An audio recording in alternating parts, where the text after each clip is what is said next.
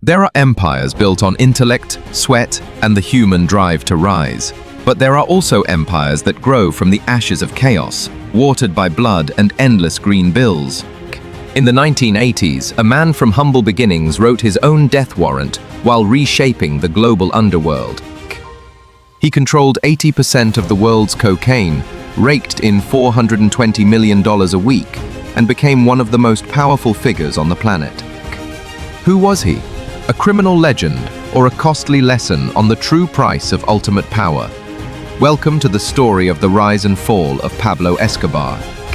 Born into an ordinary family in Rio Negro, Pablo Escobar didn't start with wealth. He started with hunger and a chillingly cunning mind. From small-time thievery, Escobar quickly recognized a golden opportunity as the cocaine addiction exploded in the US. He didn't just traffic drugs, he built a complete system. From the jungles of Bolivia to clandestine airstrips in Florida, Escobar created a money-making machine unprecedented in history. His rule was simple yet brutal. Plata o plomo, silver or lead. Either you take the bribe to live in luxury, or a bullet ends your life and your family's. By buying off police, judges, and politicians, Escobar stood above the law. He built hospitals, schools, and soccer fields for the poor in Medellín, painting himself as a modern-day Robin Hood. But behind that charitable cloak lay a deadly trap. When you sell your soul to power, you sign a pact with no turning back.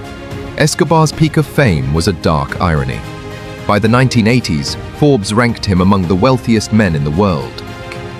He was so rich that cash hidden in warehouses rotting away from rats amounted to tens of millions of dollars each year, and he reportedly burned piles of cash just to keep his daughter warm rather than yield. Yet arrogance was the first crack in his seemingly unbreakable fortress. When Escobar decided to step into politics, winning a seat in Colombia's Congress, he stripped away his own cover of operating in the shadows. This flashiness drew the cold stare of the world, especially the United States Drug Enforcement Administration, DEA. An all-out war erupted. Colombia plunged into a sea of fire with bloody bombings and the assassinations of cabinet ministers and presidential candidates.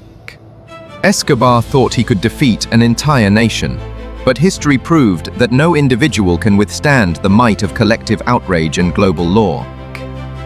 The decline began with flawed decisions born of paranoia.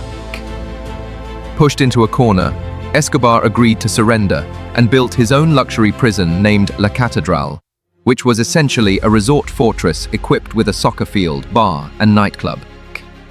Even from behind bars, he continued running his criminal empire. But when his cruelty crossed the line, torturing and murdering business partners right inside La Catedral, the Colombian government resolved to take him down at any cost. The downfall happened as swiftly as it began. Escobar had to flee, living on the run like a hunted beast.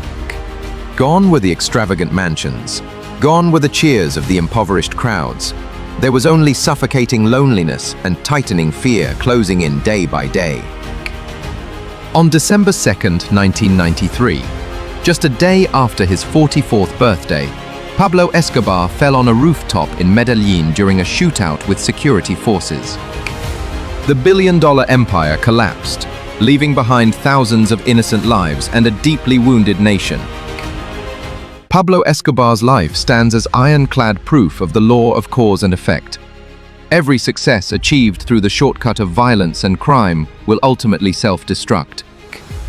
He once had all the money and power, but in the end, he died in isolation and stripped of his dignity on a ragged rooftop. The greatest lesson history leaves behind is not found in his crimes, but in the resilient spirit of the Colombian people. Those who rose from the ashes, rebuilding their future through honor, integrity, and honest labor. Because ultimately, a person's legacy is not measured by stolen wealth, but by the values they leave behind for this world. Remember this well. The only shortcut to sustainable success is relentless hard work driven by your own hands and mind. Thank you for watching. Don't forget to like, subscribe, and click the link below to discover more fascinating historical stories. Goodbye, and see you in the next videos.